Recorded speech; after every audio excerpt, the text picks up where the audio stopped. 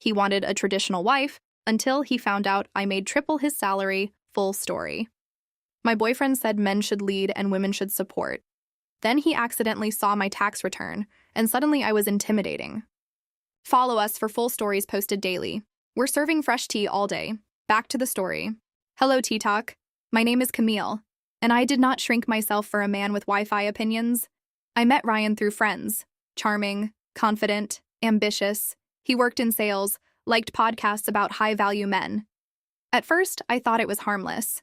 Then about 3 months in, he started dropping phrases like, "I just believe in traditional roles," which usually means he wants dinner cooked but doesn't own an apron. One night over dinner, he said, "I want to provide for my wife someday."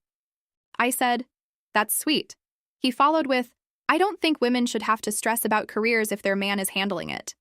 Handling what exactly? Because at that time, I worked in corporate strategy. Quietly. I don't brag about money. It's tacky. He assumed I made average income.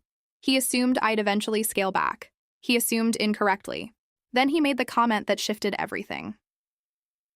We were at his apartment one night when he pulled up a budgeting spreadsheet. Unprompted. "I've been calculating future earning potential." Future earning potential. He said, "If we got married, I'd expect my wife to prioritize home life once kids are involved." I asked calmly, "What if she earns more?" He laughed. "Unlikely." Unlikely, I let that marinate, because I knew something he didn't. My base salary alone was higher than his total compensation. With bonuses, it wasn't even close, but I didn't tell him. Not yet. Then he saw something he wasn't supposed to see. One Saturday morning, I was transferring money between accounts on my laptop. He walked behind me. Not snooping, just passing. But the screen was visible. He stopped mid-step. "Wait, what is that number?" "My savings account balance." He thought it was a typo. "It's just savings." He stared. "That's more than I make in a year." I closed the laptop slowly. We sat in silence. Then he asked, "How much do you actually make?" So I told him, base salary, annual bonus, equity compensation. He blinked. "You make triple what I do?" "Yes, triple. Not slightly more, not competitive, triple." And that's when his traditional values started glitching. For the first time since I'd known him, Ryan looked unsure. He tried to laugh it off. "Well, that's cool." But his tone shifted.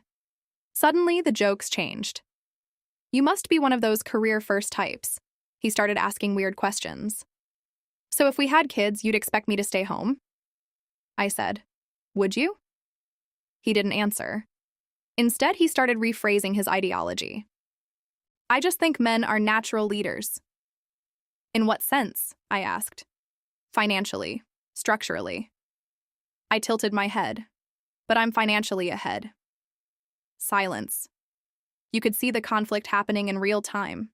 His worldview required him to be the provider, but the math didn't support it.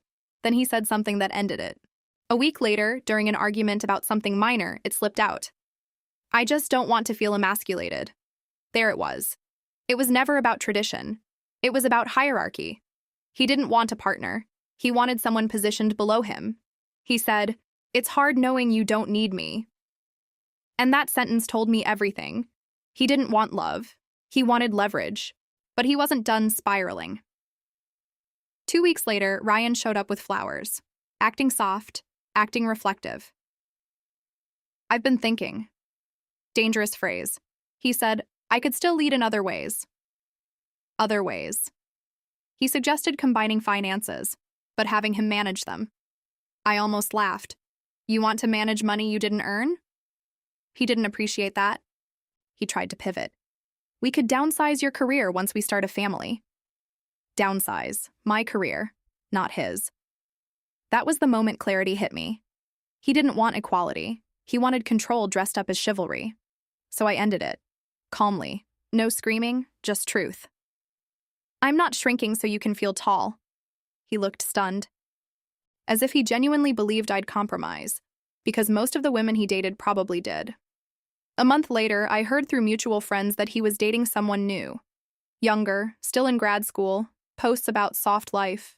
He seems happier, more confident, less threatened, which is fine. Because I'm not competing.